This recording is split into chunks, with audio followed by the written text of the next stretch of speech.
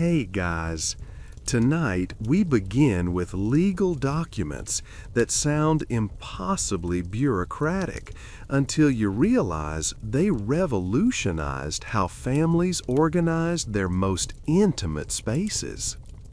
Ancient Chinese, Mesopotamian, and Roman societies developed formal contracts for concubinage that specified property rights, inheritance claims, and household hierarchies with the precision of modern corporate agreements.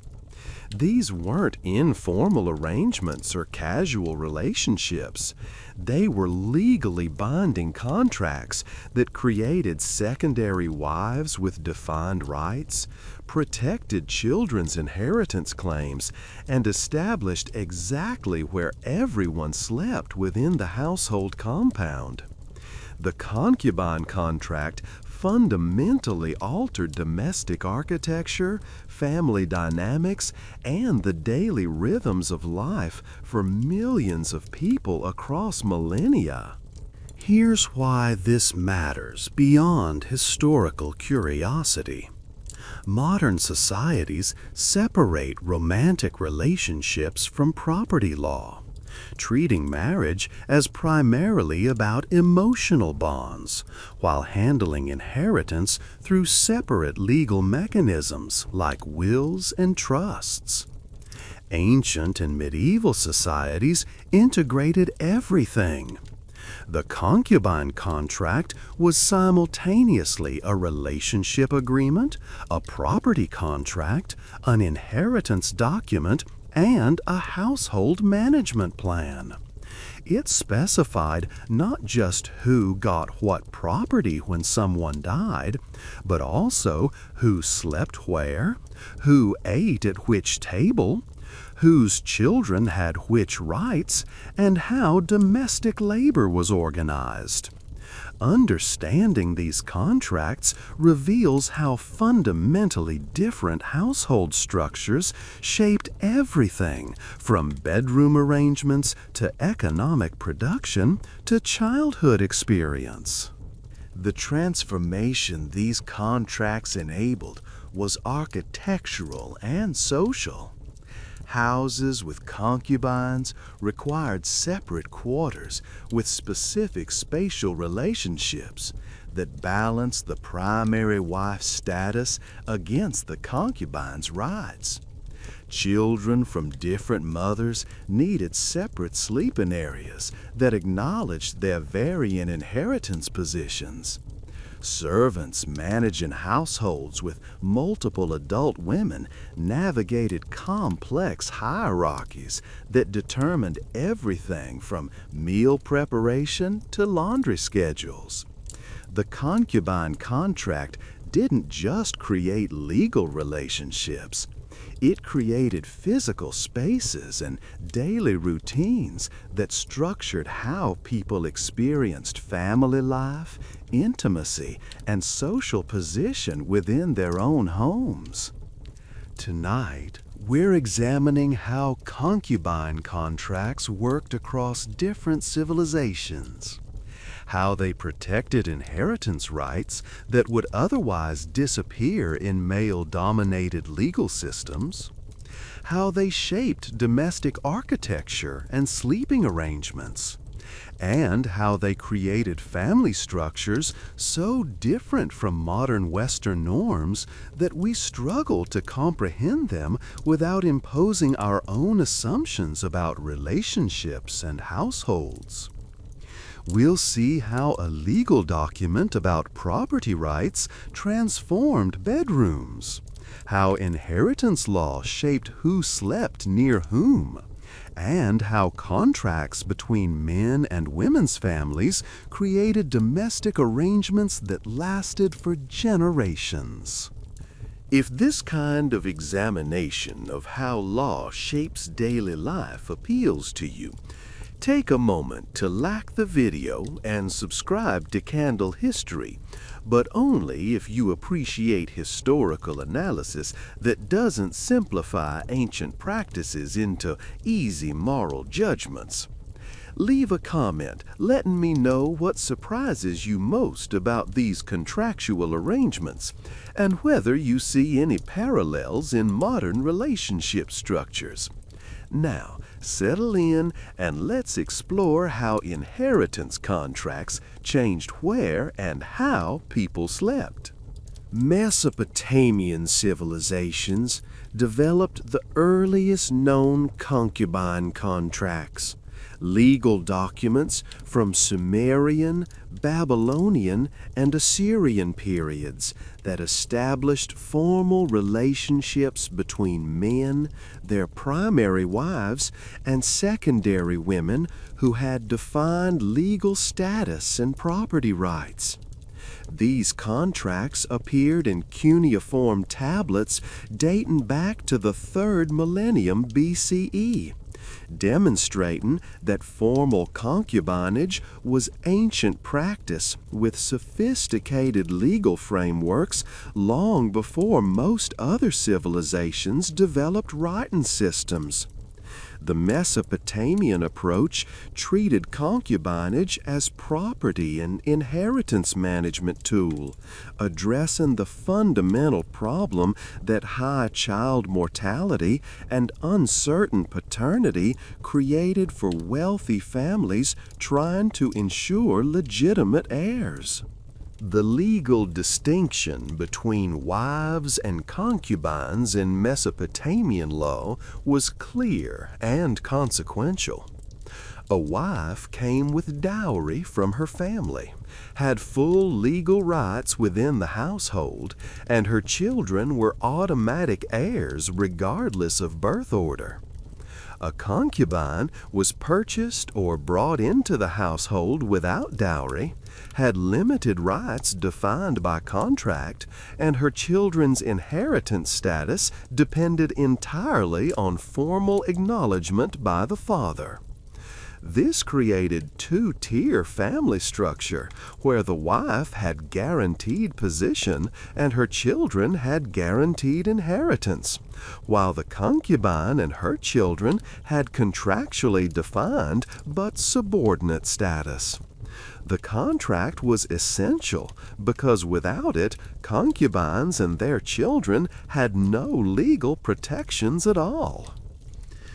The typical Mesopotamian concubine contract specified several critical elements. It established the woman's status as official concubine rather than merely a servant who might bear children.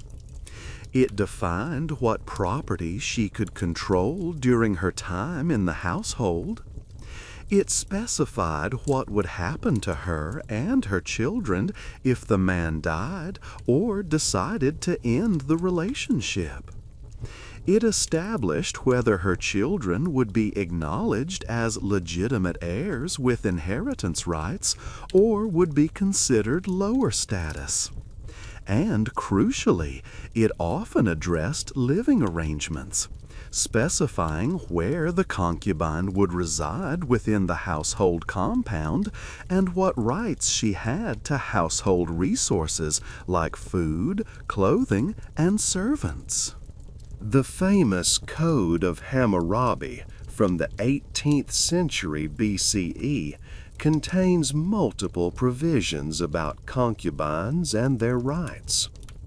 The code specifies that if a man's wife cannot bear children, she can provide him with a female slave as concubine, and any children from that union would be considered the wife's children for inheritance purposes. However, if the concubine begins acting superior to the primary wife, the wife has the right to reduce her back to slave status. These provisions reveal the delicate balance Mesopotamian law attempted to maintain. Concubinage was legitimate and necessary for ensuring heirs, but it couldn't be allowed to destabilize the primary wife's position in the household hierarchy. The contracts navigated this tension by creating detailed rules about status, authority, and spatial organization within the home. The physical layout of Mesopotamian houses reflected these hierarchical arrangements. Archaeological evidence from Ur and other cities shows wealthy homes with separate women's quarters that could accommodate primary wives and concubines in distinct spaces, while keeping all women's areas separated from men's public reception rooms. The primary wife typically controlled the main women's quarters, which were closest to the central courtyard and had the best access to household resources. Concubines occupied secondary spaces that were more isolated, sometimes accessed through the primary wife's quarters, creating physical dependency that reinforced social hierarchy. Children from different mothers slept in areas appropriate to their status, with legitimate heirs closer to the main household core and concubines' children in more peripheral spaces.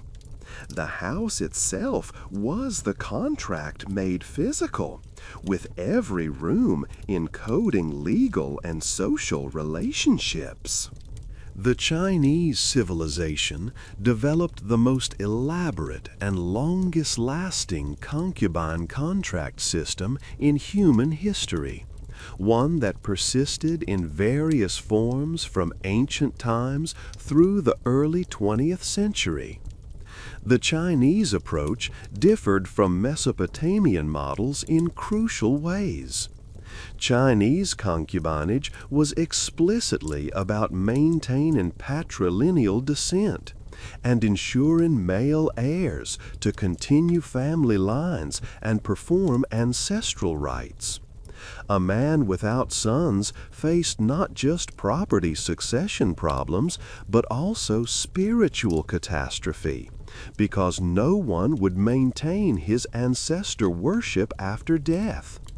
Concubinage was the socially acceptable solution when the primary wife failed to produce male children, or when wealthy men wanted to demonstrate status through multiple women in the household. The formal Chinese concubine contract was called a qi, or sometimes a mei xin qi, literally a purchase contract, because the concubine's family received payment in exchange for transferring the woman to the man's household. This differed from marriage contracts, where the bride's family provided dowry. The concubine contract specified the purchase price, the woman's rights and obligations, and, crucially, the status of any children she might bear.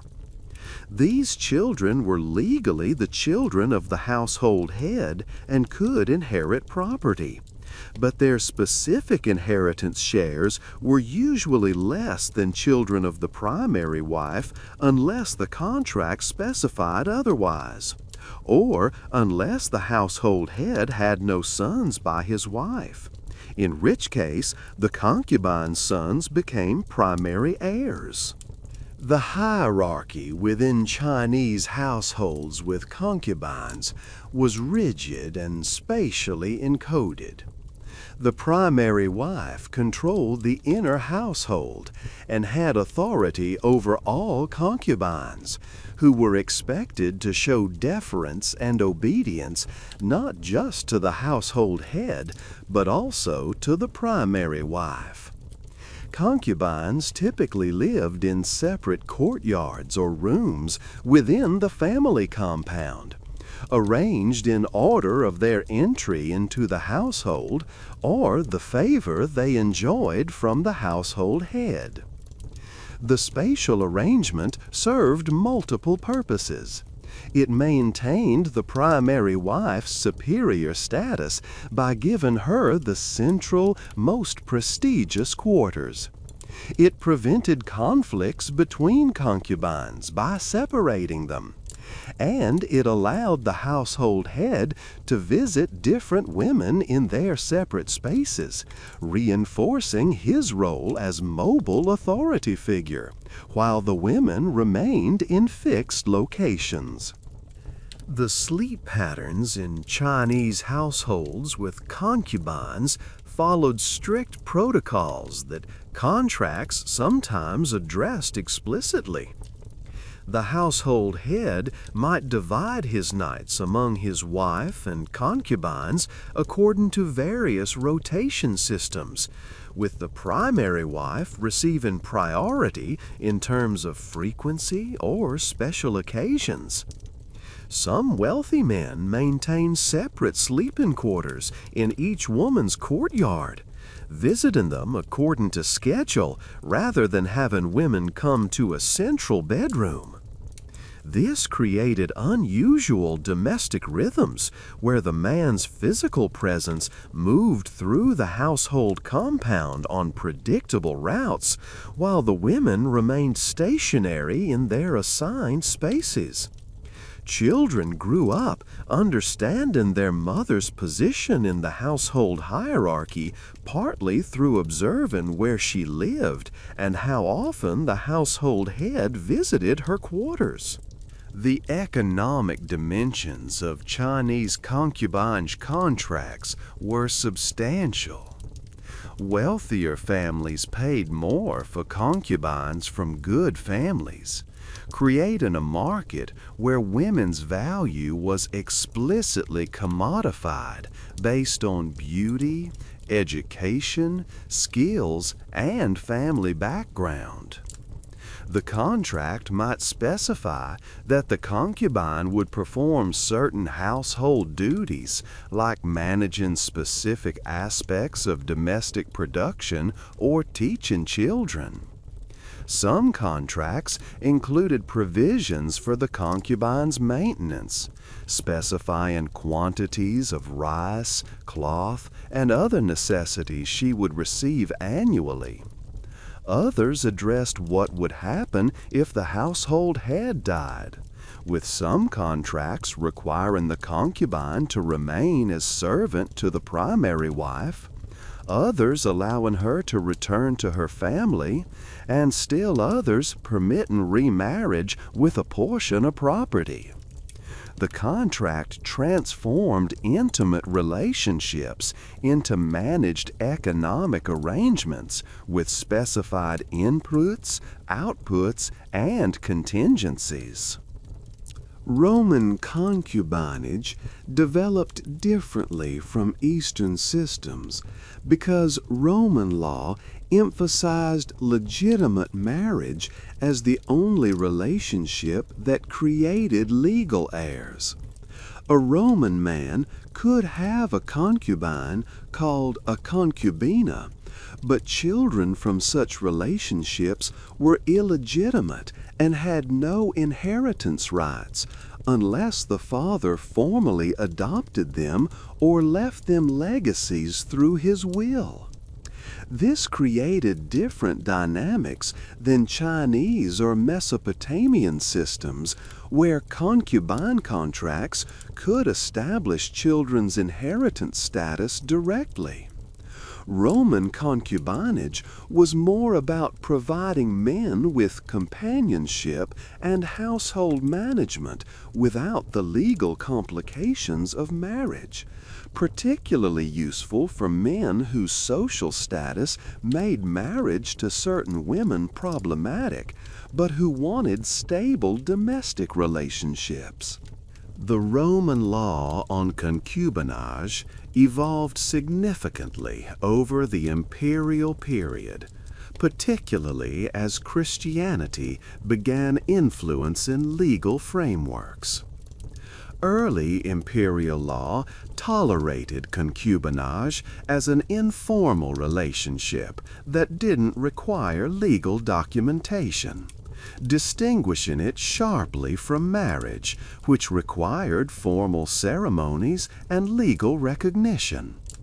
A man could have either a wife or a concubine, but not both simultaneously, unless the concubine was clearly of much lower social status. By the late Empire, Christian influence pushed legal reforms that tried to discourage concubinage by denying concubines any property rights and making it harder for concubines' children to receive inheritances.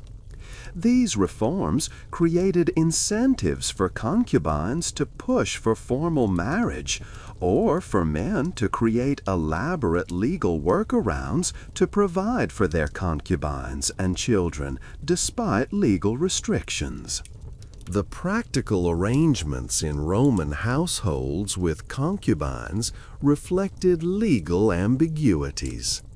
A concubine might manage the household, supervise servants, and perform all the functions of a wife, but without legal recognition or protection.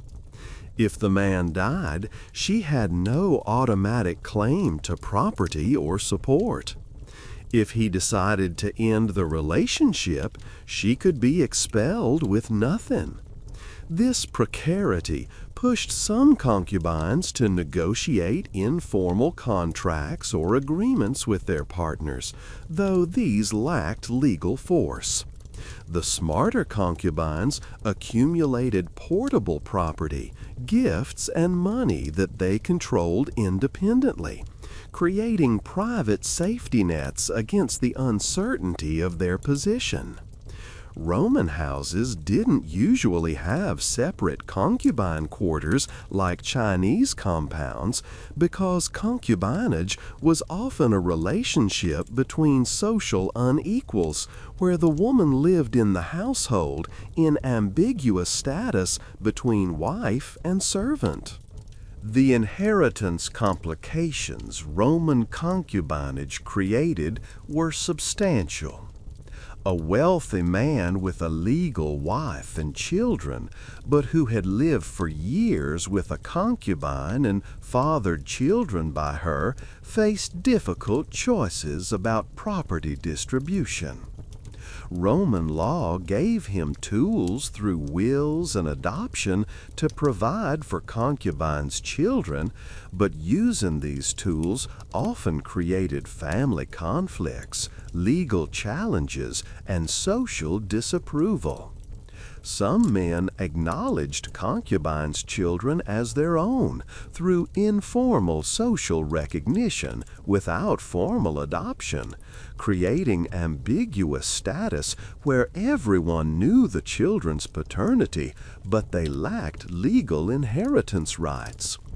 The Forum was full of lawsuits between legitimate heirs and concubines' children fighting over estates, demonstrating the chaos that resulted when relationship structures and legal frameworks diverged. The spatial organization of Roman houses with concubines varied based on the woman's status and the man's wealth. In smaller homes, a concubine might simply share the man's sleeping quarters without separate rooms. In larger homes with multiple wings and courtyards, a concubine might have private rooms, but in less prestigious parts of the house than where a legal wife would reside. The archaeological evidence from Pompeii and other sites shows how Roman domestic architecture could accommodate various relationship structures, with some houses clearly organized around multiple adult women in hierarchical spatial arrangements, and others designed for monogamous nuclear families. The physical spaces documented the social realities that law struggled to categorize and regulate. The core function of concubine contracts across all these civilizations was protecting inheritance rights that would otherwise evaporate in legal systems that prioritized legitimate marriage and birth order.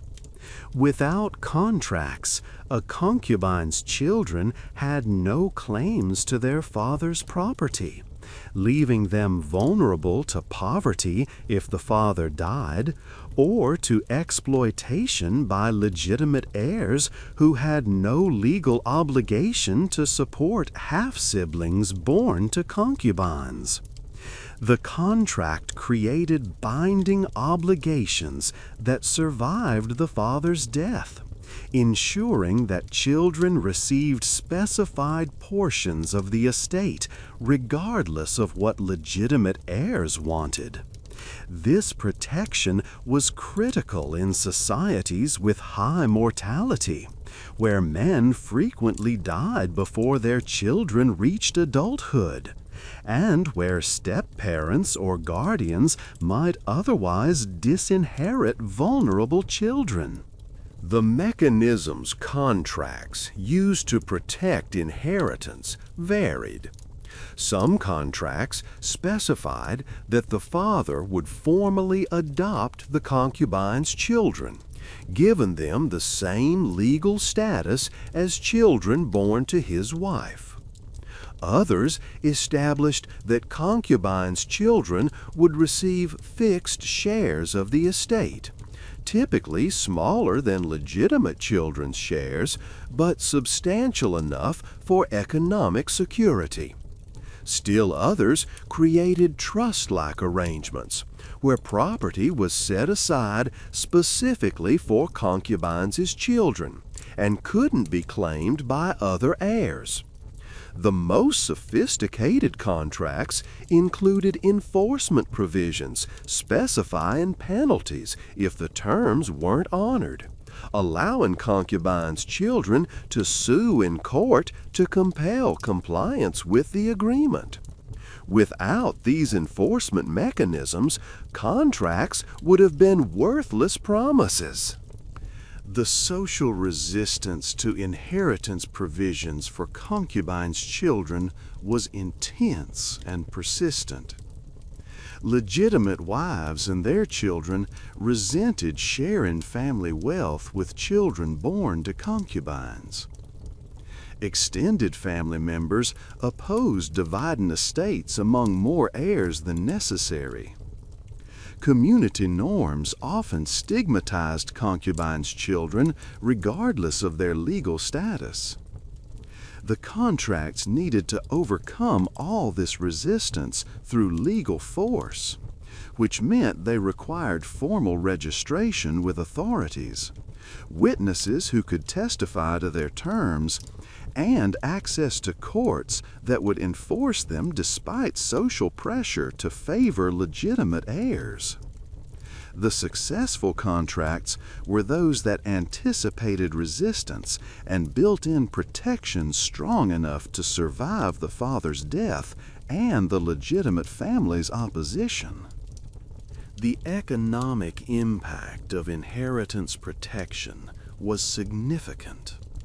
In societies where land and productive property were primary wealth sources, dividing estates among more heirs meant each individual received less. If a man with one legitimate son and two sons by a concubine divided his estate equally among all three, each son received 1/3, instead of the legitimate son receiving everything. This created opposition from legitimate heirs who had economic incentives to challenge contracts and deny concubines' children their inheritance shares. Some families developed strategies to minimize this problem, such as providing concubines' children with different types of property than legitimate heirs received, giving the concubine's children commercial property or liquid assets, while legitimate heirs received land and family businesses. This separated the inheritances and reduced direct competition. The long-term effects on wealth distribution and social mobility were complex. On one hand, concubine contracts created pathways for children of lower status women to access wealth and opportunity they wouldn't otherwise have. A concubine from a poor family who bore sons to a wealthy man could see those sons become educated, employed, and economically successful through inheritance provisions, lifting her family's status across generations. On the other hand, the existence of concubinage as an option allowed wealthy men to produce many more children than they would through marriage alone, concentrating reproductive success among elites and potentially displacing population from lower classes. The net effect on social equality is debatable and probably varied by time and place, but concubine inheritance clearly redistributed wealth in ways that formal marriage alone would not have enabled. The presence of concubines in households fundamentally altered domestic architecture in ways that are still visible in archaeological sites and preserved historical buildings. A house designed for a monogamous nuclear family has very different spatial organization than a house designed for a man, his wife, multiple concubines, and children from different mothers. The latter requires separate quarters for different women to prevent conflicts, spaces where the household head can meet different family members privately, areas where children can be segregated by mother status, and architectural features that make the hierarchy visible to residents and visitors. These requirements shaped building plans, room arrangements, courtyard layouts, and decoration patterns across centuries and civilizations. C0ncubine courtyard houses from the Ming and Qing dynasties show the architectural expression of concubine contracts most clearly. These compounds were organized around multiple courtyards arranged along a north-south axis, with the primary wife occupying the most prestigious northern courtyard and concubines in eastern or western side courtyards depending on their rank. The household heads' rooms might be in a separate courtyard or adjacent to the primary wife's quarters, with passages allowing private access to other courtyards. Children's areas were typically near their mother's quarters when young and in separate study areas when old enough for education. Servants' quarters surrounded the perimeter. The entire complex was walled, creating a private world where family hierarchy was spatialized and where every person knew their place, literally, by where they were allowed to go within the compound. Mesopotamian houses from Ur show similar but distinct patterns. The women's quarters were in the rear of the house, accessed through courtyards and separated from the public reception rooms where men conducted business. Within the women's areas, room sizes and decorations indicated status, with larger, better appointed rooms presumably for the primary wife and smaller rooms for concubines or servants. The archaeological challenge is distinguishing between rooms for concubines and rooms for slaves or servants.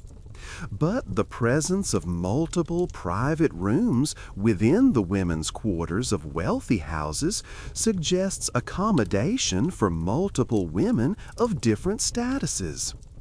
The spatial separation created privacy and prevented conflicts, while also isolating women in ways that limited their mobility and autonomy within their own homes. Roman houses with concubines showed more variation because Roman law didn't formally recognize concubinage the way Chinese and Mesopotamian systems did, creating more ambiguous domestic arrangements. Some large Roman houses had separate wings or floors that could accommodate multiple women in distinct spaces. Others had room arrangements that suggested one primary woman's quarters with smaller rooms nearby for additional women. The famous villa at Pompeii show the flexibility of Roman domestic architecture, with some clearly designed for large extended families with multiple adult women, and others apparently organized around nuclear families. The legal ambiguity about concubinage created architectural ambiguity, where houses could be interpreted as accommodating concubines or simply large, complex families with servants. The modern observer, walking through these ancient houses, might miss the significance of spatial arrangements without understanding the social contexts. A room that looks like a servant's quarters might actually have housed a concubine with formal contractual rights. A courtyard that seems merely decorative might have functioned as a boundary between a wife's domain and concubine's areas. Doorways that appear randomly placed might have been carefully positioned to control sight lines and prevent different household members from seeing each other unnecessarily. The architecture encoded social rules and power relationships that operated invisibly to people who didn't understand the cultural frameworks. Reading the buildings correctly requires reading the contracts and social norms that shaped how people used spaces. The sleep arrangements in households with concubines created patterns fundamentally different from modern Western bedroom organization. In nuclear family homes, couples typically share a bedroom and children sleep in separate rooms, creating clear distinctions between adult intimate space and children's spaces. In concubine households, the household head might sleep in different locations on different nights, visiting various women's quarters according to rotation systems or personal preference. This meant no single bedroom functioned as the marital bedroom in the modern sense. Instead, there were multiple potentially intimate spaces distributed through the compound, each associated with a specific woman, and the household's movement between them created the intimate relationship. The rotation systems for the household head's visits varied by culture and family. Some Chinese families followed strict rotation schedules where the husband spent specific nights with his wife versus concubines, sometimes based on lunar calendar or other formal cycles. The rotation ensured that the primary wife received preferential attention, while concubines received regular but subordinate visits. Other families operated more informally, with the husband choosing where to sleep based on mood, family politics, or which woman he currently favored. Contracts sometimes address this explicitly, specifying minimum visitation frequency for concubines to prevent them from being completely neglected, which would undermine their ability to bear children and fulfill their primary purpose in the household. The children's sleep arrangements reflected their mother's status in complex ways. In Chinese households, all children might sleep in the women's quarters near their mothers when young, but as they grew, boys would move to separate study areas, while girls remained with their mothers until marriage. The separation by gender was more important than separation by mother status for young children. But the quality of sleeping accommodations and the attention they received from servants did vary based on whether their mother was the primary wife or a concubine. Children of the primary wife got better rooms, better bedding, more servants attending them, and more access to the household head for education and supervision. Children of concubines experienced more marginal positions within the household geography, even while living in the same compound. The nocturnal privacy in these households was complicated. Everyone knew where the household head slept each night because his visits to different women's quarters weren't secret. Servants facilitated the visits, preparing rooms and managing logistics. Other family members were aware of the rotation patterns and could predict where the household head would be on given nights. This lack of privacy about intimate arrangements would seem shocking to modern Western sensibilities, where bedroom matters are considered deeply private. In concubine households, the bedroom rotations were semi-public family information that everyone was expected to know and accommodate in their own movements and activities. The spatial organization of the house made bedroom privacy impossible in the modern sense, even as separate quarters created privacy from external observation. The emotional experiences of people living in these sleep arrangement systems are difficult to recover from historical records, which tend to focus on legal and economic aspects rather than personal feelings. Did women resent sharing the household head and knowing when he visited other women? Did children feel abandoned or favored based on how often their father visited their mother's quarters? Did the household head feel stressed by managing multiple relationships and family dynamics? The written records rarely address these questions directly, though occasional poems, private letters, and literary works hint at jealousy, loneliness, competition, and complex emotional responses to spatial and temporal organization of intimate life. The contracts created structures, but people lived messy emotional realities within those structures. The primary wife's position in concubine households was simultaneously privileged and precarious. She had legal superiority over concubines and formal authority within the household, but she also faced ongoing competition for her husband's attention, resources, and favor. The concubine contract paradoxically both protected and threatened the wife.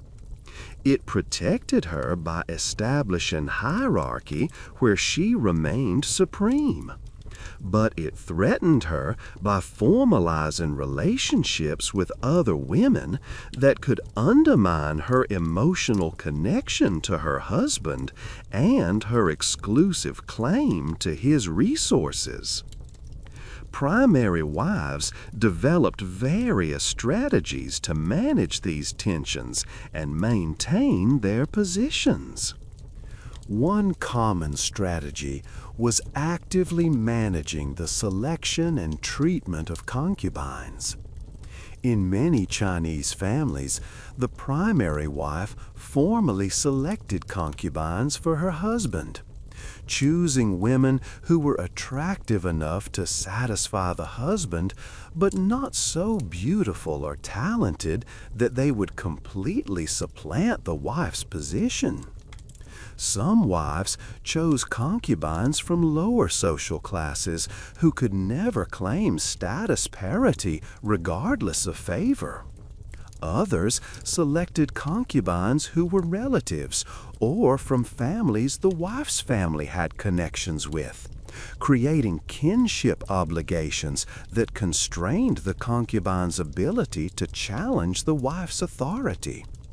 The selection process was strategic, balancing the need to provide the husband with concubines who would bear children against the need to protect the wife's own position from excessive competition. Some wives used spatial control to manage concubines. By controlling household layouts and room assignments, wives could isolate concubines who threatened their position, placing them in remote parts of the compound with less access to the household head and fewer servants. Wives could also reward compliant concubines with better quarters and more privileges, creating incentive systems where concubines who accepted the wife's authority received better treatment than those who challenged it. The contracts typically gave wives formal authority over household management, which included power over spatial organization. Smart wives used this power strategically to maintain their positions through architectural and logistical control rather than just formal legal authority. Despite their formal superiority, wives sometimes resisted concubinage through methods that ranged from passive non-cooperation to active sabotage. A wife who couldn't prevent her husband from taking concubines might make those concubines' lives miserable through excessive labor demands, resource restrictions, or social isolation. Some wives allegedly poisoned or arranged accidents for concubines who threatened them, though how often this occurred versus appearing in sensationalized stories is unclear. More commonly, wives used social pressure, enlisting family members and friends to criticize husbands who favored concubines excessively or who gave concubines' children advantages over the wife's children. These resistance strategies operated within the contractual framework but pushed against its implications. The most successful wives were those who maintained their husband's respect and affection despite the presence of concubines. Some did this through exceptional household management skills that made them indispensable to family operations. Others maintained intellectual or emotional connections that concubines couldn't replicate. Still others produced many sons, ensuring their children's numerical dominance in inheritance divisions. The variety of strategies suggests that formal legal superiority wasn't sufficient for wives to maintain their positions. they needed active strategies for navigating systems where other women had contractual rights to their husband's attention and resources. The contracts created the framework, but the daily politics of maintaining position within that framework required constant effort and skill. Children growing up in concubine households experienced fundamentally different family structures than children in nuclear families. They had half-siblings from different mothers living in the same compound but in different quarters.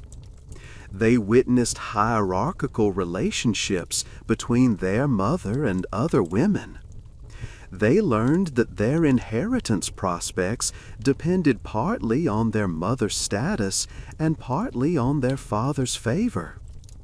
These experiences shaped identity formation, sibling relationships, and understandings of family in ways that modern psychology barely knows how to analyze because the family structures are so different from those modern developmental theory assumes. The relationship between children of the primary wife and children of concubines varied enormously based on individual personalities, age gaps, inheritance prospects, and family politics. In some families, all children played together as siblings without much attention to maternal status, developing genuine affection and loyalty. In other families, children of the wife lauded their superior status over concubines' children, creating resentment and conflict that lasted into adulthood. The household head's behavior influenced these relationships significantly. A father who treated all his children relatively equally, regardless of their mother's status, created environments where children developed more egalitarian relationships. A father who clearly favored children of his wife or a particular concubine created competitive hierarchies that children internalized. The children's awareness of inheritance implications shaped sibling dynamics in ways that could be toxic. Children of concubines knew that their inheritance shares were typically smaller than children of the wife, creating material incentives for rivalry and resentment. In families where the wife had no sons but concubines did, the concubine's sons might inherit primary shares, creating situations where children of lower status mothers had higher material prospects than children of higher status mothers who happened to be daughters. These complications meant that birth order, gender, and maternal status all interacted in complex ways to determine children's futures. And children learned these calculations early.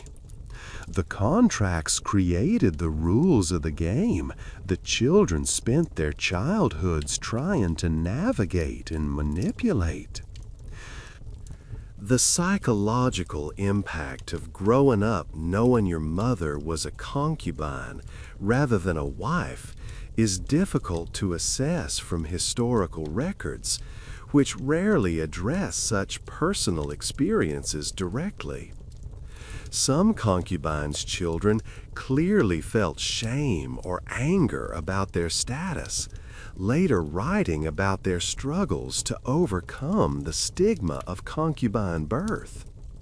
Others seemed to accept their status matter-of-factly and focused on maximizing their opportunities within the system. Still others used their ambiguous position strategically, sometimes identifying with their high-status fathers and sometimes with their lower-status mothers, depending on which served their interests better in particular situations.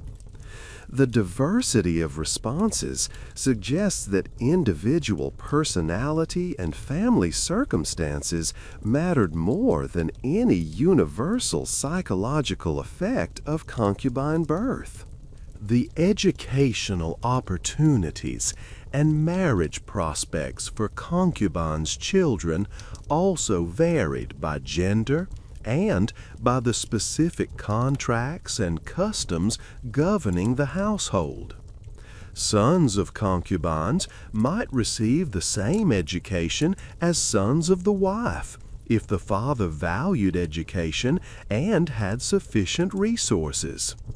Daughters of concubines often received less education and had more limited marriage prospects than daughters of the wife, both because their dowries were typically smaller and because their mother's status affected their social standing in marriage markets. Some contracts addressed educational provisions explicitly, requiring that the household head provide education for concubines' children, or specifying that they would receive educational resources equal to the wife's children. Without such provisions, concubines' children depended on the household head's voluntary choice and the wife's willingness to allow resources to be spent on children who weren't her own.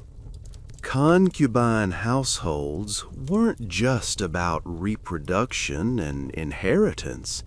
They were also economic production units where multiple adult women contributed labor to various household industries and enterprises.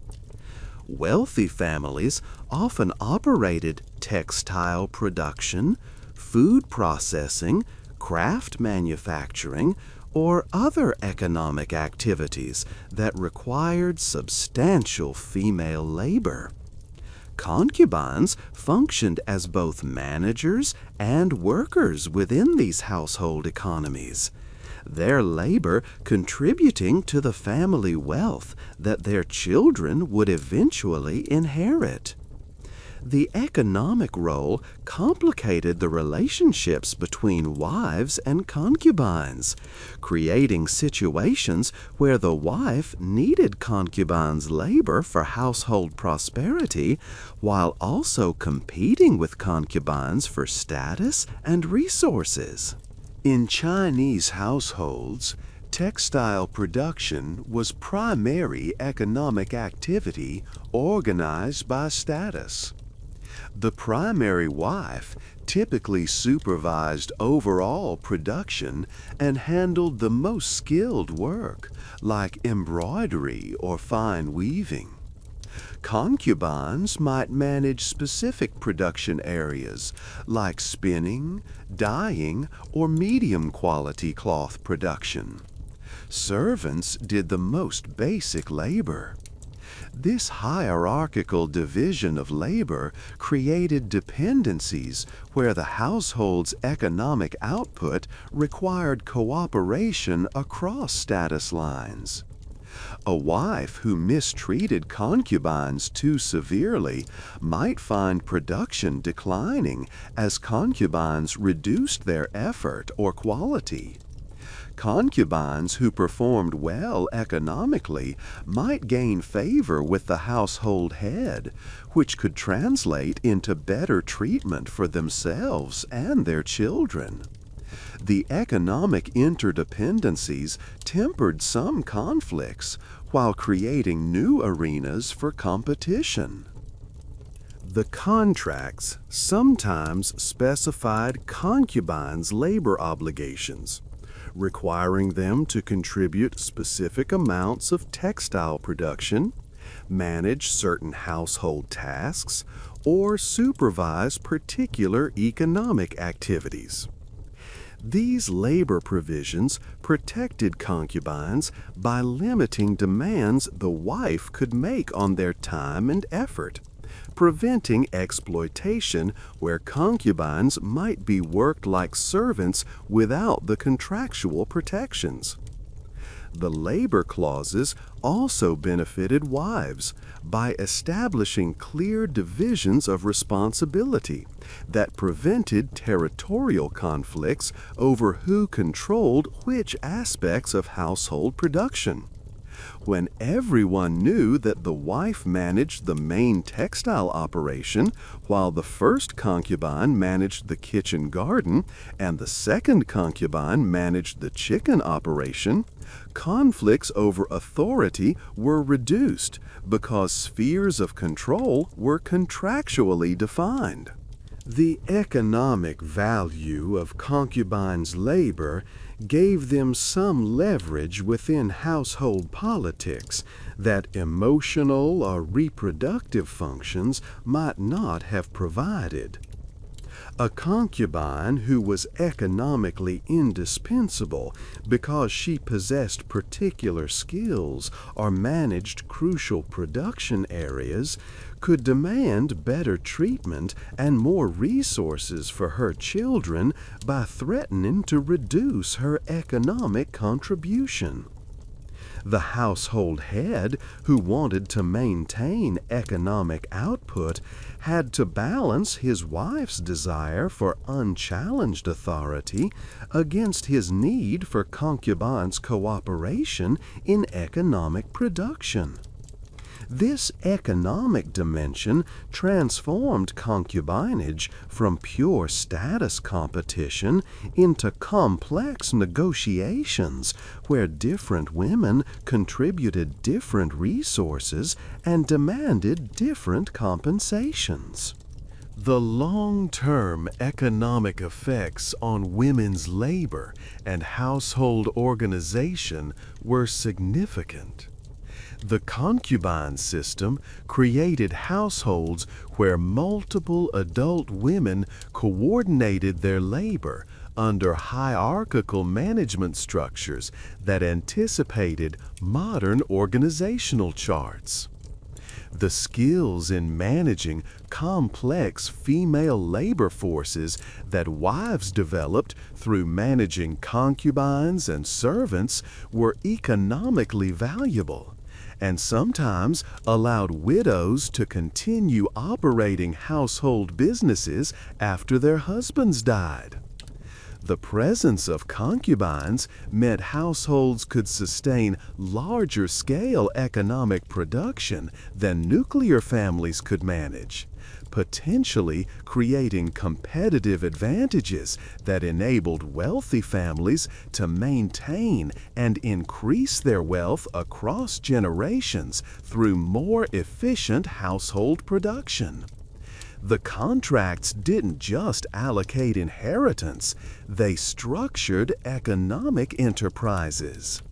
Concubine contracts needed provisions for what happened when relationships ended, either through the household head's death, his decision to release the concubine, or the concubine's desire to leave.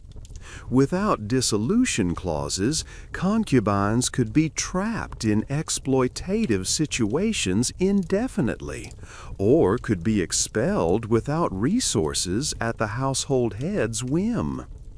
The dissolution provisions were among the most important protective elements of concubine contracts, transforming them from instruments of control into genuine legal agreements that gave women some agency and security, even within hierarchical systems.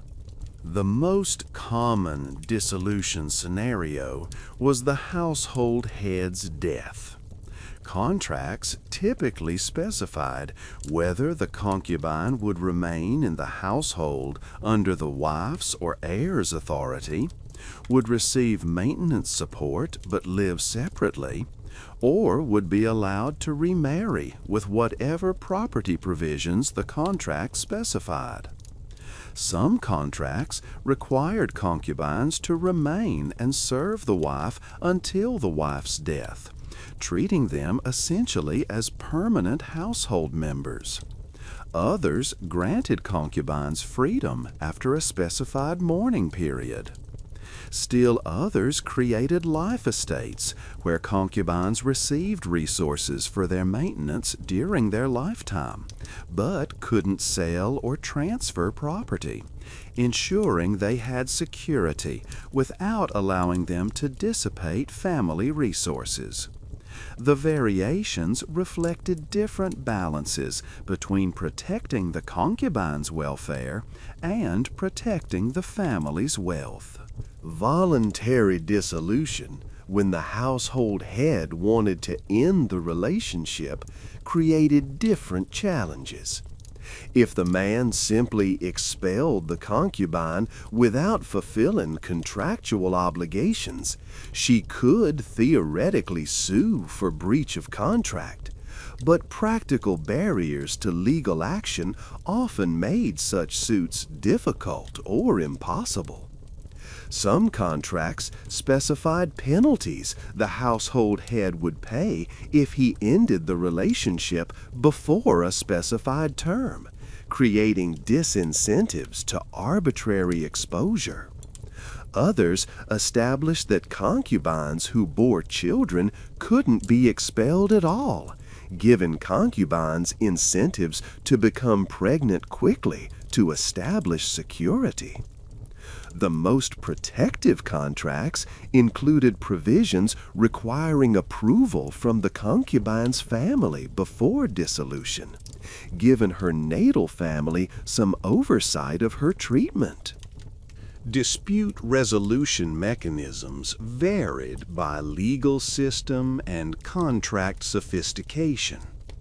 Some contracts specified arbitration by family elders or community leaders before any party could pursue formal litigation.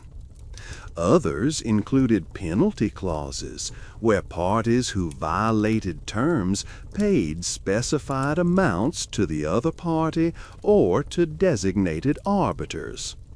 Still others simply relied on standard legal procedures, allowing aggrieved parties to sue in regular courts and present the contract as evidence of their rights. The challenge was that many societies had legal systems that favored men, and especially favored household heads who were often powerful local figures. A concubine suing a powerful man faced intimidation, bribery of judges, and social pressure to withdraw claims. The contract could only protect her if the legal system was willing to enforce it against powerful defendants. The archaeological and documentary evidence of actual disputes over concubine contracts shows both successful enforcement and egregious violations. Some court records document concubines successfully suing for property they were entitled to under contracts, receiving judgments that required household heirs to provide the promised resources. Other cases show concubines losing despite clear contractual rights, because courts sided with powerful families or because procedural technicalities undermined their claims. The success rate of enforcement probably varied enormously by time, place, legal system, and the relative power of the parties. The contracts provided tools for protection, but they were tools that worked better for some women than others, depending on circumstances beyond the document itself. Different religious traditions approached concubinage with varying degrees of acceptance, creating theological frameworks that either supported or challenged contractual arrangements. Confucian ideology in China endorsed concubinage as necessary for maintaining patrilineal descent and ensuring ancestor worship, given concubine contracts strong ideological support within the dominant philosophical tradition. Mesopotamian polytheistic religions apparently didn't consider concubinage particularly problematic from religious perspectives, treating it primarily as legal and economic matter. Roman paganism similarly regarded concubinage as morally neutral relationship structure. The shift came with monotheistic religions that developed more restrictive views about proper relationship between men and women. Christianity's evolution on concubinage was complex and contradictory.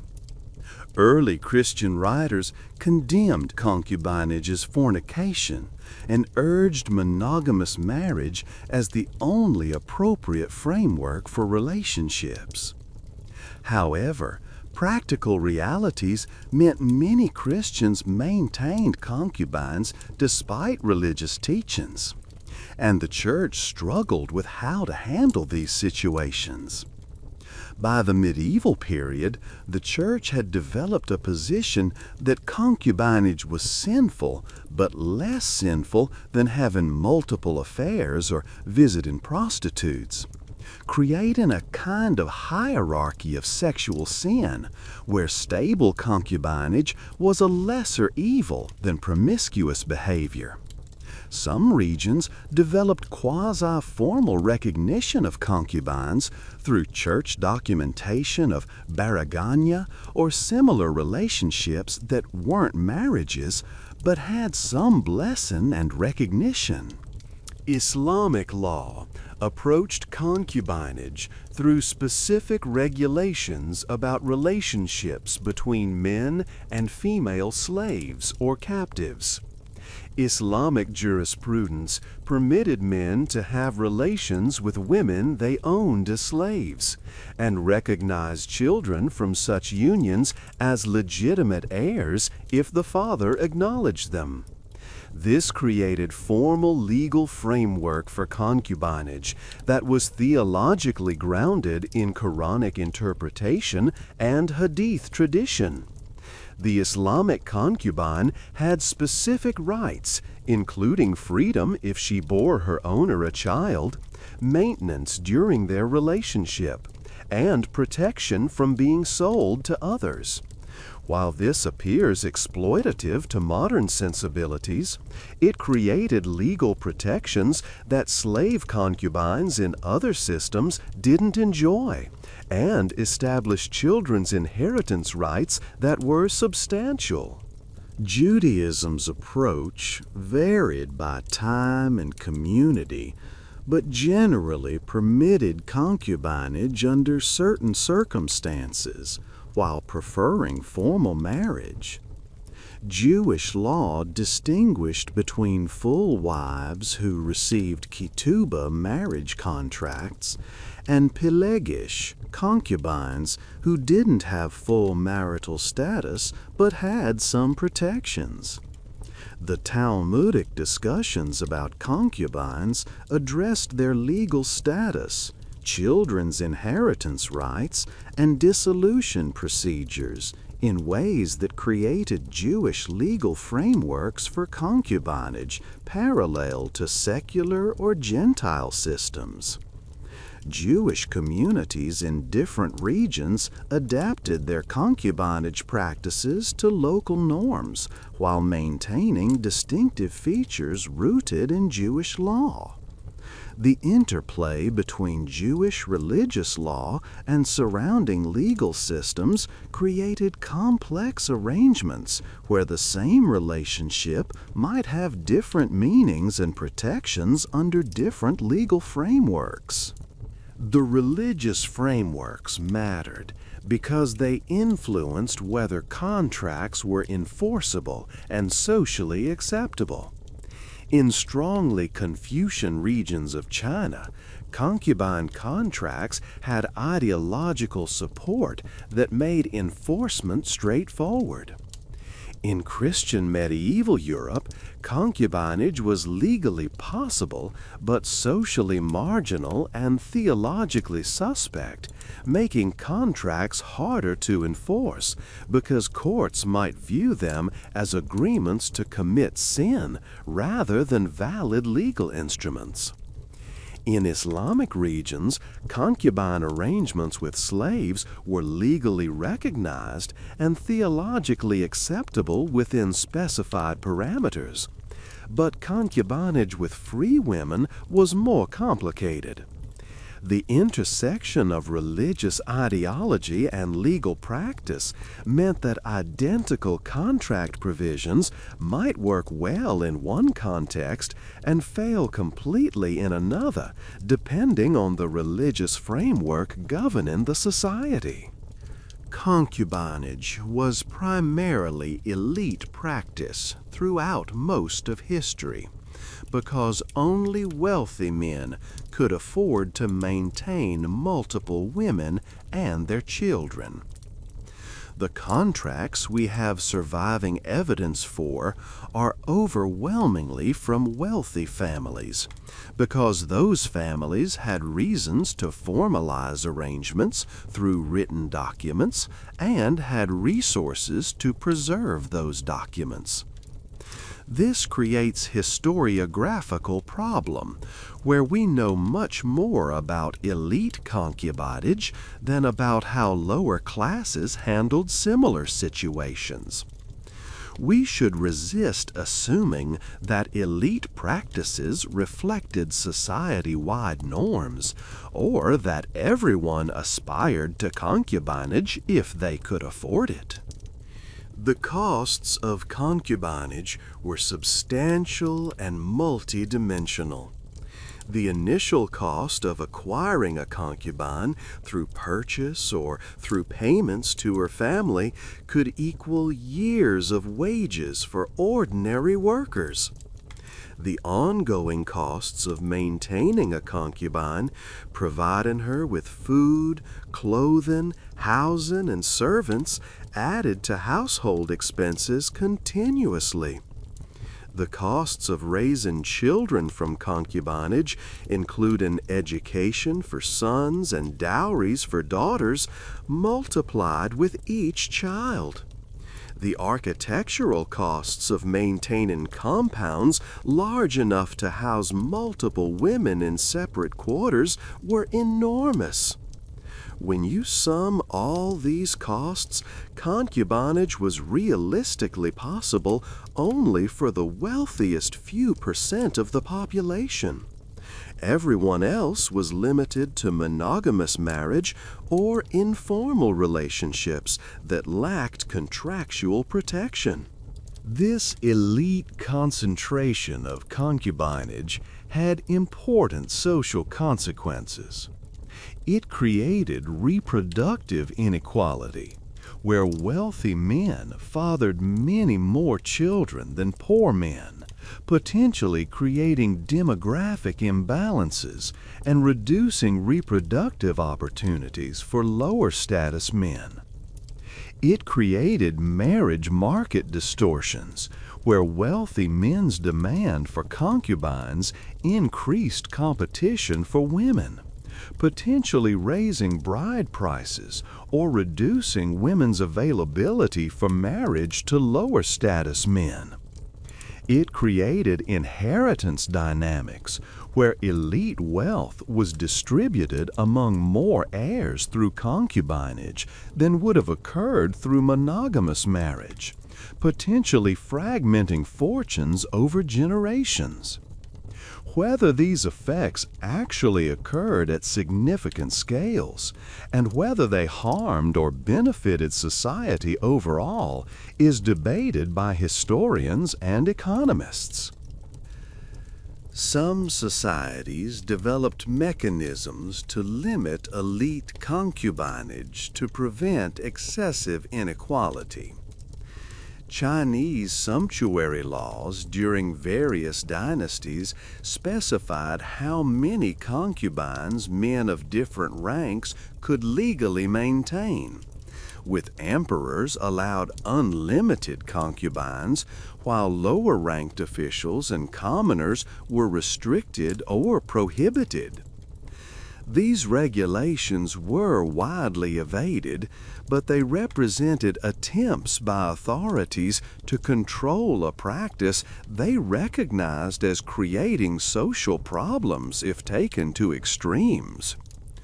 Roman law's refusal to fully recognize concubinage may have partly reflected concern about elite reproductive advantages and inheritance complications.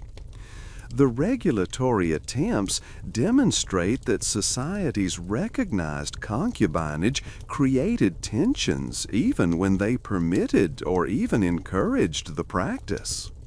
The perspective from lower classes on elite concubinage is difficult to recover because lower classes left fewer written records. Some evidence suggests resentment, with popular literature and folk tales sometimes depicting wealthy man with many concubines as greedy, lustful, or morally corrupt. Other evidence suggests aspiration, with people viewing concubinage as status marker and something to pursue if they gained sufficient wealth. Probably both attitudes existed simultaneously, with resentment at current inequality combined with hope of someday joining the elite and enjoying the same privileges. The fact that concubinage persisted for millennia suggests it was at least tolerable to most people most of the time, even if it created inequalities and tensions that occasionally erupted into social conflicts. The decline of formal concubinage contract systems happened at different times and for different reasons across various civilizations, but some common patterns emerge. Generally, concubinage declined when centralized state power increased, when legal systems developed more consistent enforcement of universal marriage laws, when religious reformers successfully challenged polygamous practices, when economic changes reduced the value of household production that multiple women performed, and when women's rights movements created pressure against systems that treated women as property. These factors combined differently in different contexts, but the overall trend was toward elimination or marginalization of formal concubinage by the 20th century. In China, concubinage persisted until the Communist Revolution in the mid-20th century abolished it as part of broader marriage law reforms that imposed monogamous marriage as the only legal relationship structure. The communist critique of concubinage focused on its treatment of women as commodities, its creation of economic inequality, and its association with feudal social structures the revolution aimed to destroy.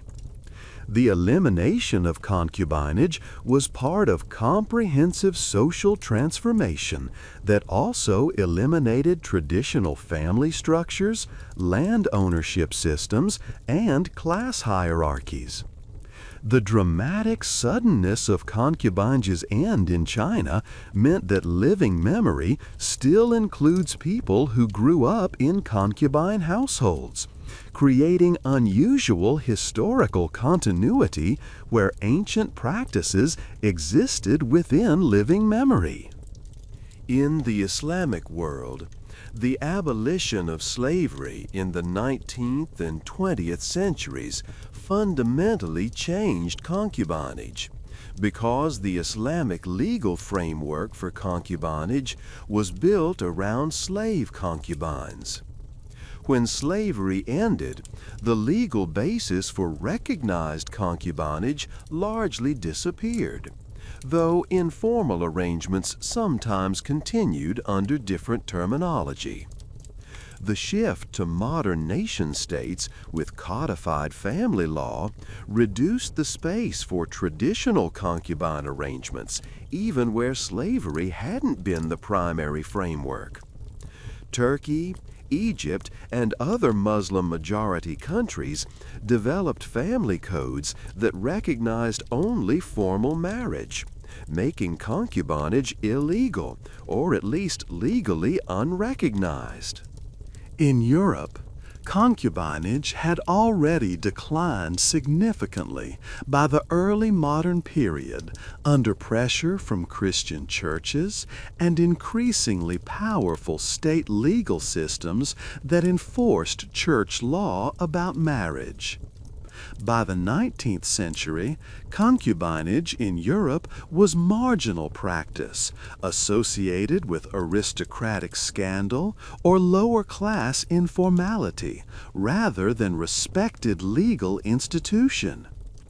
The transition to companionate marriage ideology that emphasized emotional bonds and individual choice rather than family alliances and property considerations created cultural frameworks where concubinage seemed archaic and oppressive.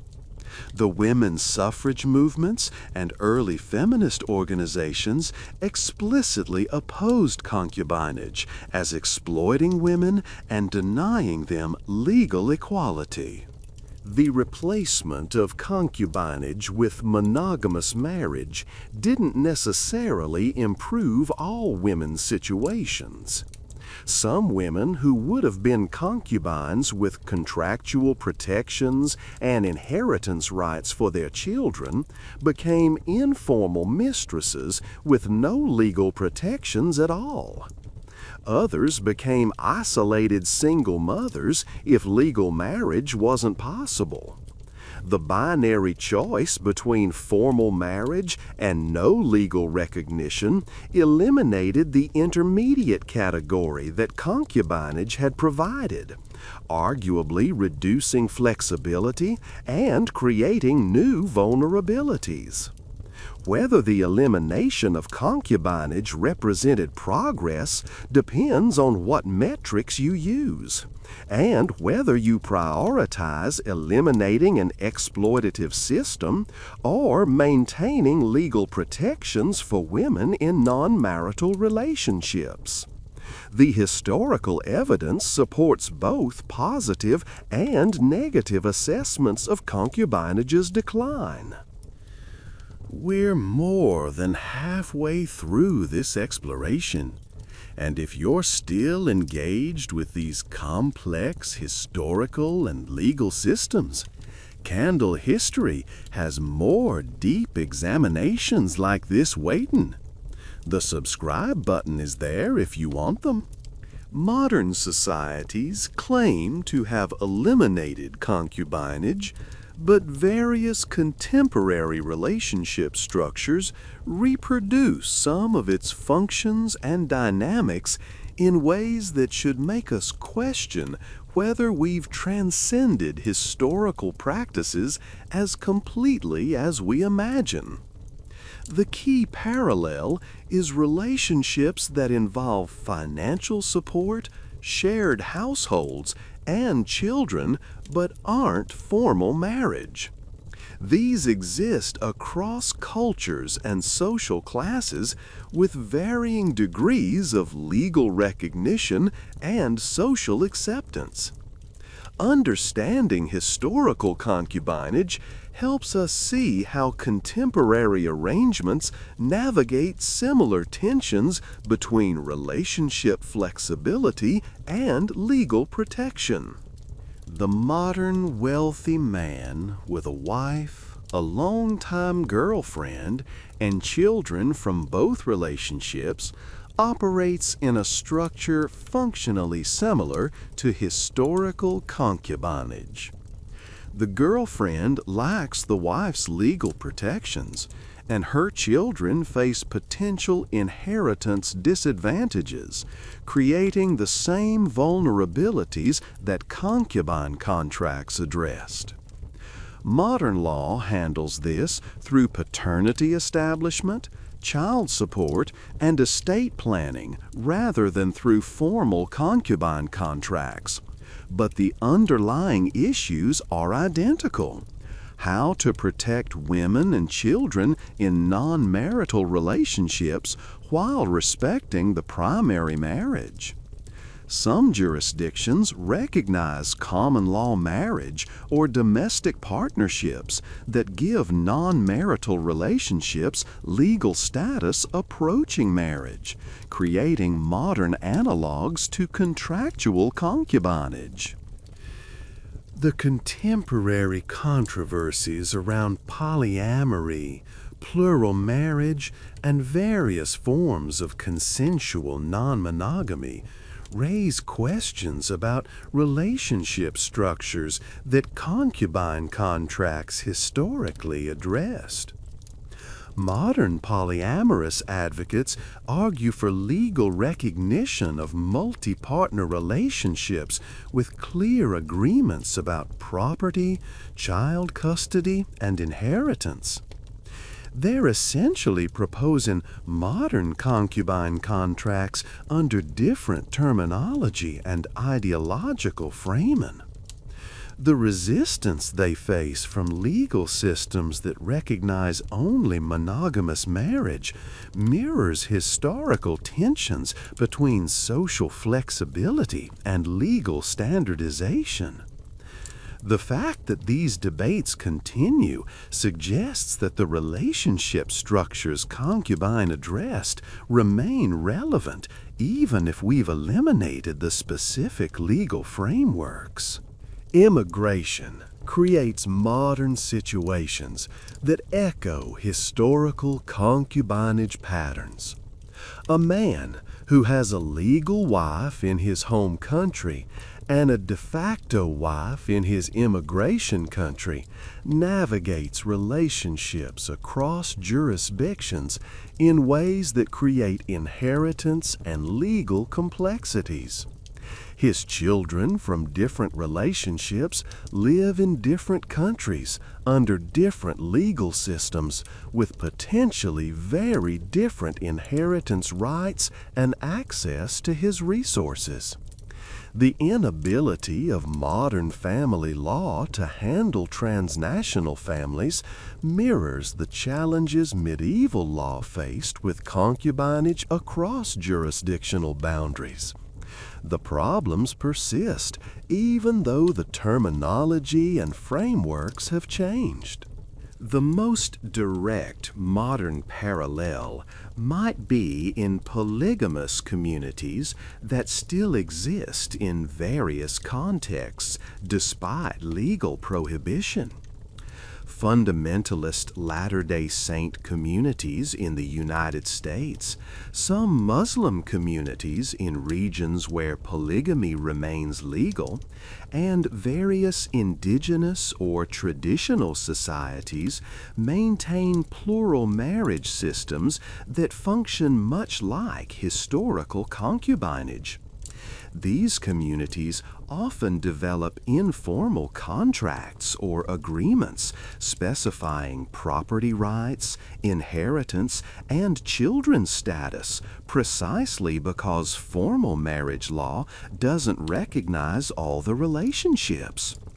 They're recreating concubine contracts under different names because they face the same fundamental problem: how to organize complex family structures and protect everyone's interests when legal marriage only accommodates two people. The historical precedents in concubine contracts could inform contemporary policy debates about whether and how to legally recognize plural relationships. The question of women's agency within concubinage systems creates uncomfortable analytical challenges because we're examining institutions that were fundamentally patriarchal and treated women as property, while also trying to understand how women navigated these systems and sometimes turned them to their advantage. The concubine contract was simultaneously instrument of oppression that reduced women to transferable property and legal protection that gave women and children rights they wouldn't otherwise have. Women's experiences within this system varied enormously based on individual circumstances. But reducing all concubines to victims without agency distorts history as much as romanticizing concubinage as offering women opportunities. Some women clearly chose concubinage as the best available option given their alternatives. A woman from a poor family facing starvation, forced into labor, or lacking marriage prospects might prefer becoming a concubine in a wealthy household where she would have food security, relative comfort, and potential for her children to inherit property. The choice between starving and becoming a concubine wasn't free choice in any meaningful sense, but neither was it complete coercion. Some women negotiated the terms of their concubinage contracts, specifying property provisions, inheritance for children, or conditions of service. The fact that negotiations happened at all demonstrates that some women had more agency than pure victim narratives suggest. Other women were clearly coerced into concubinage through sale, abduction, or family pressure with little or no choice in the matter. Young girls sold by desperate families, war captives taken as concubines, or women married off to elderly wealthy men against their preferences experienced concubinage as exploitation and abuse. The contracts that were supposed to protect them often failed because enforcement required resources, knowledge, and power that vulnerable women lacked. The gap between contractual provisions and lived reality was probably enormous for many concubines who discovered that legal protections meant little when they had no access to courts or when the legal system favored the powerful men who violated their rights. The strategic agency that successful concubines demonstrated deserves recognition without romanticizing oppressive systems. Some concubines maneuvered within household politics to gain favor, protect their children, accumulate property, and secure their positions. They formed alliances with servants, cultivated relationships with the household head's extended family, developed skills that made them economically valuable, and navigated complex social dynamics with sophistication. These women weren't passive victims. They were strategic actors working within severe constraints to maximize their outcomes. Recognizing their agency doesn't mean celebrating the system. It means acknowledging that people respond to oppression with resistance, adaptation, and strategic action, rather than just passive acceptance. The modern feminist analysis of concubinage often emphasizes the oppressive aspects, while historical analysis sometimes emphasizes women's agency, creating tensions between political critique and historical accuracy. We can simultaneously recognize that concubinage was patriarchal exploitation and that many women navigated it with remarkable skill, and sometimes achieved significant power and influence within its constraints. The challenge is maintaining both perspectives without allowing either to overwhelm the other. The concubine who successfully protected her children's inheritance while living in a system that treated her as property is both victim and agent, both oppressed and resistant. The complexity is the historical reality we need to engage rather than simplify. The survival of concubine contracts provides extraordinary windows into private family life across ancient and medieval civilizations. These documents recorded arrangements that participants considered important enough to formalize in writing, to store carefully, and sometimes to present in legal disputes. The contracts reveal what people thought needed explicit specification versus what they assumed was understood through custom. They show which provisions generated conflicts serious enough to require legal enforcement. They demonstrate how formal law intersected with informal practice. Reading these contracts carefully teaches us how to decode ancient family structures from legal language. The Mesopotamian contracts on cuneiform tablets often survive because the tablets were durable and sometimes were stored in archives that got buried and preserved through archaeological accidents.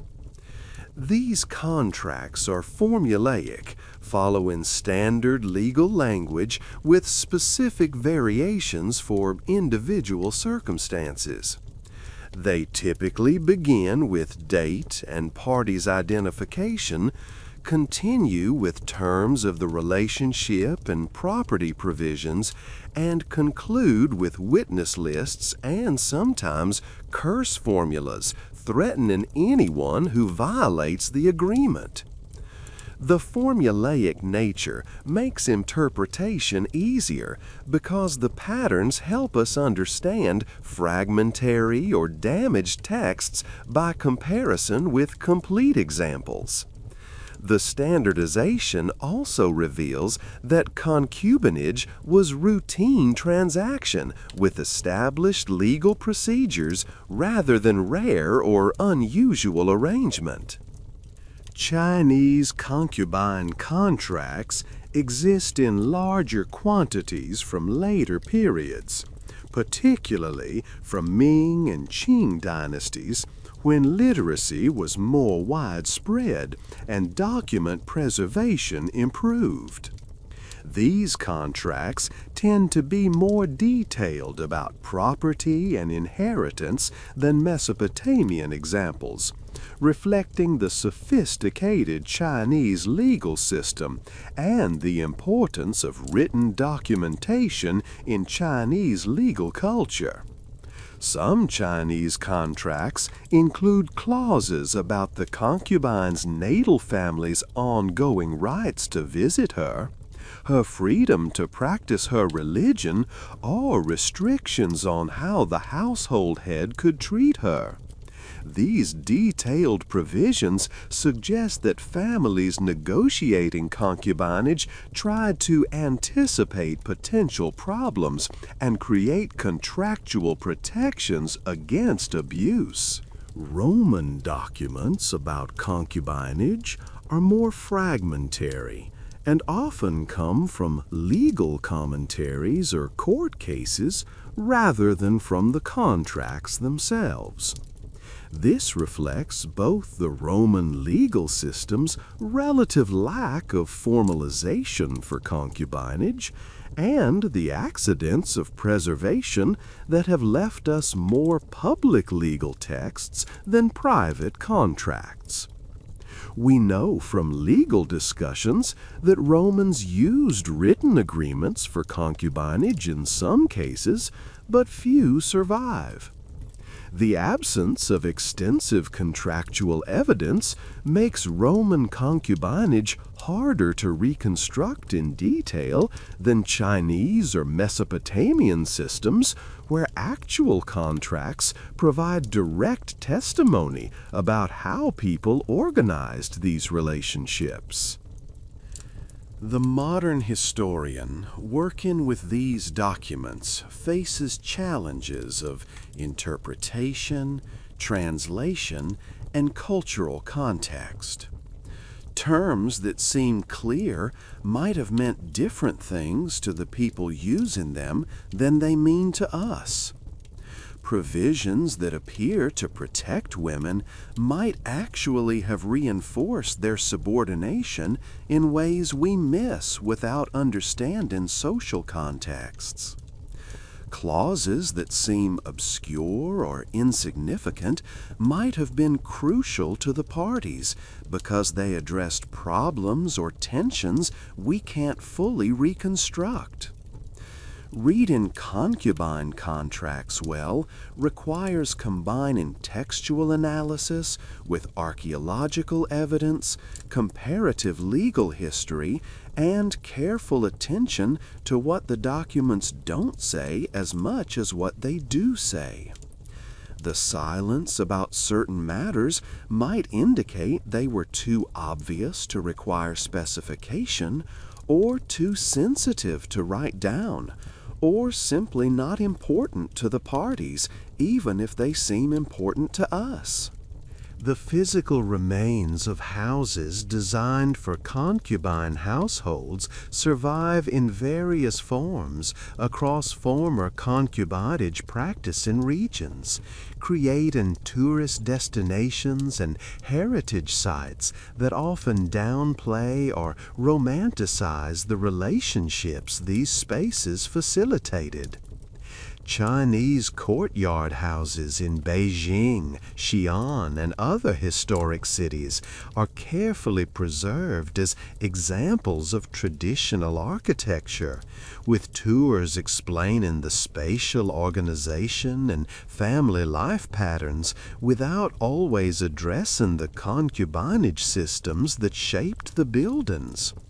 Mesopotamian site museums display house plans that show the women's quarters, but don't always explain that these areas accommodated multiple wives and concubines in hierarchical arrangements. The architecture is preserved, but its social context is sometimes sanitized for contemporary audiences. The challenge of presenting concubinage history at heritage sites reflects broader tensions in historical interpretation about how to address practices contemporary values condemn without being either presentist or apologetic. Tour guides at Chinese courtyard houses walk difficult lines between explaining that wealthy men had multiple wives and concubines as historical fact, versus explaining how this affected women and children who lived in these spaces. Some presentations treat concubinage as romantic historical color, emphasizing the beautiful architecture and elegant furnishings while minimizing the hierarchical exploitation. Others present it as straightforward oppression without exploring the nuances or recognizing women's agency within constraints. Few presentations achieve balanced interpretation that acknowledges both the exploitation and the complex human experiences within oppressive systems.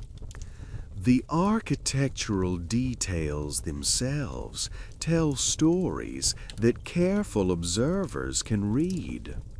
The size differences between rooms in the wife's quarters versus concubines' quarters demonstrate status hierarchies physically.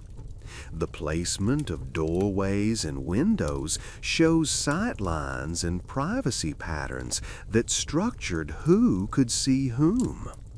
The distances between different quarters reveal how the household balanced proximity that allowed oversight against separation that prevented conflict. Walking through preserved concubinage households with understanding of what the spaces meant lets visitors experience historical relationships spatially in ways that text descriptions alone can't convey. The physical reality of navigating separate courtyards to reach different women's quarters makes the lived experience of household heads' rotation visible and visceral. Some sites have begun developing more sophisticated interpretation that addresses concubinage directly and honestly. Museums at certain Chinese heritage houses now include exhibits about contracts, household organization, and women's experiences using historical documents and archaeological evidence. They discuss inheritance law, child-rearing practices, and economic production in concubine households without either condemning or celebrating the system. These interpretations help contemporary visitors understand that historical people lived in different moral frameworks than ours, and that understanding those frameworks doesn't require approving of them. The best heritage site interpretation makes visitors think about how law, architecture, and daily life interconnect, and how the spaces we inhabit shape the relationships we have. The preservation of these buildings serves important functions beyond tourism. Their documentation of how legal systems and social structures become embedded in built environments. Their evidence of how property law and inheritance requirements shape domestic architecture. They're reminders that relationship structures considered normal in one time become problematic or unthinkable in another. Preserving concubinage architecture preserves physical evidence of social systems that no longer exist, allowing future scholars to study how people actually lived within legal frameworks we now consider historical. The buildings outlast the contracts that created them, but both the contracts and the buildings together preserve richer historical understanding than either alone could provide. Thank you for spending over 2 hours exploring how concubine contracts shaped inheritance, architecture, and daily life across civilizations. If you found value in this examination of how law structures intimate life, I'd be grateful if you'd subscribe to Candle History and share your thoughts below. What surprised you most about these systems? Can you think of modern relationship structures that serve similar functions? I read every comment and genuinely want to know what connections you see. We began with legal documents that protected inheritance rights and changed how people slept.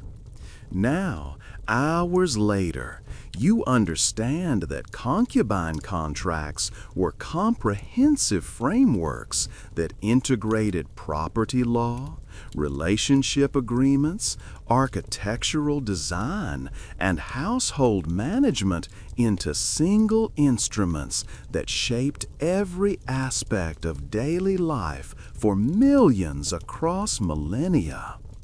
The contract that specified a concubine's purchase price also determined where her bedroom was located, how often the household head visited her, what inheritance her children could claim, and how she would spend her days within the household economy. Nothing was separate, everything connected. The modern instinct is to judge concubinage as oppressive, patriarchal system that treated women as property and created social inequality. That judgment isn't wrong, but it's incomplete. Concubinage was oppressive, patriarchal system that treated women as property and created social inequality, and was a rational response to genuine demographic and economic challenges, and provided some women with opportunities they wouldn't otherwise have, and created legal protections that benefited children, and enabled economic production that contributed to family wealth. The system was all these things simultaneously. History is complicated.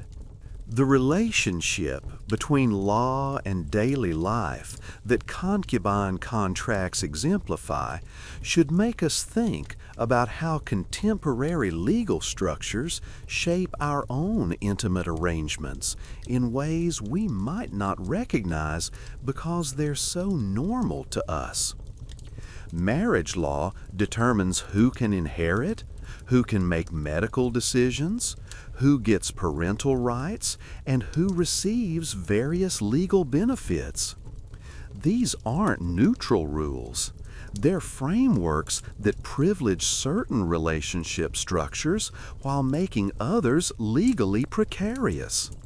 Same-sex couples unable to marry knew this. Polyamorous people trying to protect all their partners know this. People in complex step-family situations know this. The recognition that law shapes intimate life isn't historical. It's ongoing reality. The architectural legacy of concubinage reminds us that our physical spaces encode social relationships and legal structures. The suburban house designed for nuclear family with parents' bedroom, children's bedrooms, and maybe a guest room assumes specific relationship structure. Co-housing developments with shared spaces and private units assume different structure. Multi-generational immigrant households adapting single-family homes for extended families recreate some spatial dynamics that concubine households navigated. The buildings we design and inhabit aren't neutral containers. They're physical manifestations of our assumptions about who lives together, how they relate, and what privacy and hierarchy mean. The inheritance protections that concubine contracts provided address problems contemporary estate planning still struggles with. How do you ensure all your children benefit from your estate when they're from different relationships? How do you balance your current partner's needs against children from previous partnerships? How do you protect vulnerable dependents who don't have formal legal ties to you? Modern wills, trusts, and estate planning documents are descendants of concubine contracts, using different terminology and frameworks, but addressing the same fundamental issues about how to distribute resources across complex family structures. The continuity is more direct than we usually acknowledge. The women's agency, within constraints that some concubines demonstrated, should inform how we think about choice and coercion in contemporary contexts. Modern anti-trafficking organizations sometimes struggle with how to help women in sex work who describe themselves as choosing that work, given their alternatives. The framework from concubinage history might help.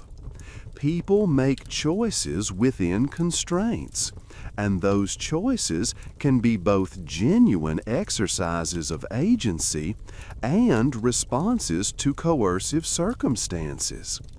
Recognizing agency doesn't mean pretending the constraints don't exist or aren't oppressive.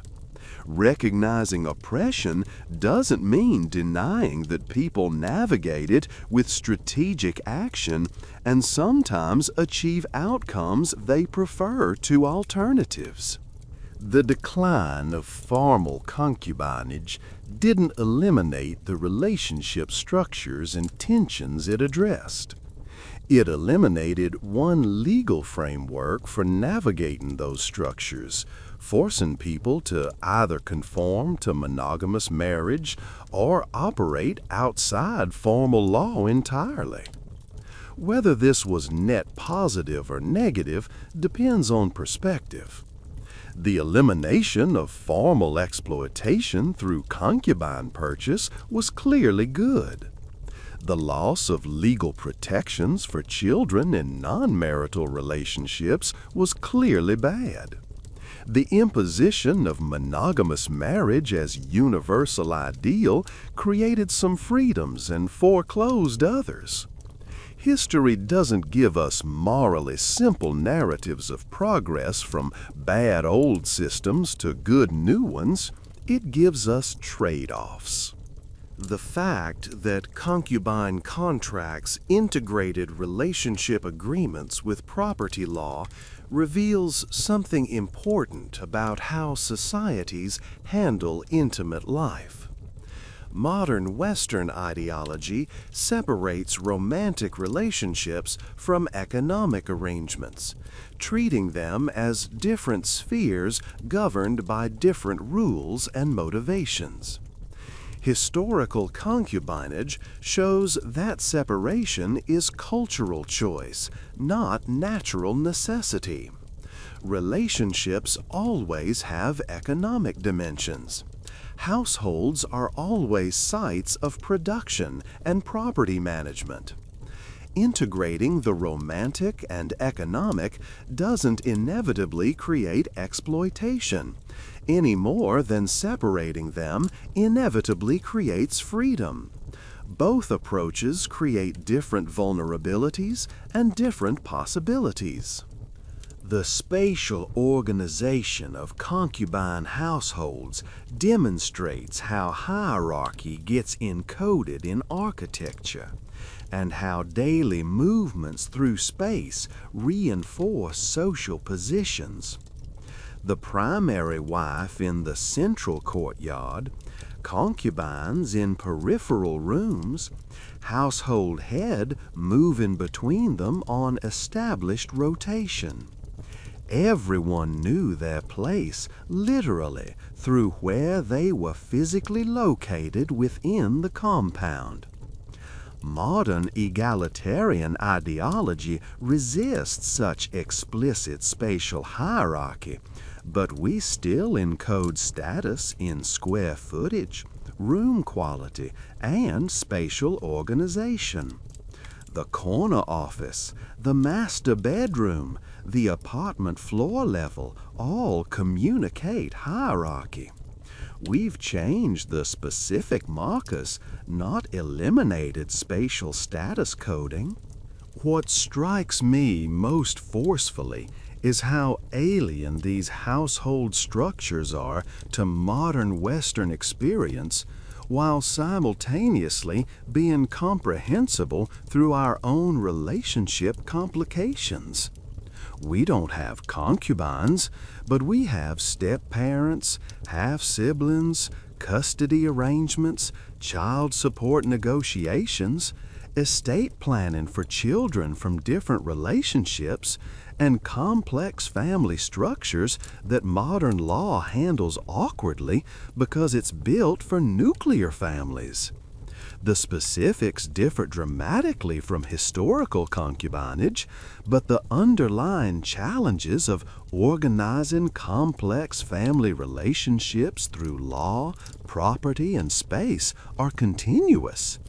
We're still figuring out how to protect vulnerable members of non-traditional families while respecting family autonomy.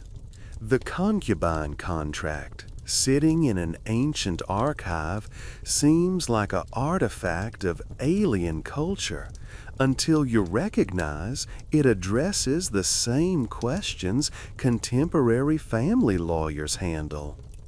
How do you protect children's inheritance when parents have multiple partners? How do you ensure fair resource distribution in complex households? How do you create legal certainty in intimate relationships that social norms or religious ideologies don't fully support? The tools changed, the questions persist. The contracts protected inheritance rights because inheritance disputes across complex families weren't solved in 2000 BCE and aren't solved today. We've developed different mechanisms for imperfect solutions, but the problem remains. The final lesson might be about humility in judging historical practices. It's easy to condemn concubinage from our position in societies where women have more legal rights and where monogamous marriage is culturally dominant norm. But our systems create their own vulnerabilities, injustices, and tensions.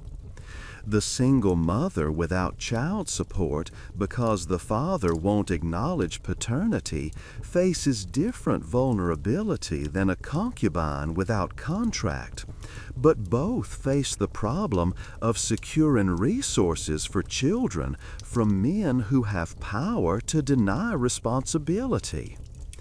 The inheritance laws that split estates among multiple ex-spouses and stepchildren create conflicts that concubine inheritance provisions address differently, but not necessarily less effectively. We haven't transcended these challenges, we've relocated them. We began wondering how contracts about concubines changed sleeping arrangements. We end understanding that those contracts were technologies for organizing complex families across property, law, space, and time. The bedroom arrangements were symptoms of deeper integration between legal frameworks and daily life. The concubine slept in a peripheral courtyard because the contract specified her subordinate status, which determined her spatial position, which shaped her daily movement patterns, which affected her relationship with the household head and other women, which influenced her children's futures, which impacted inheritance distribution, which shaped the next generation's household structure. The contract radiated outward through every aspect of life, until the legal document and the lived experience became inseparable. That's not historical curiosity. That's how law works, always.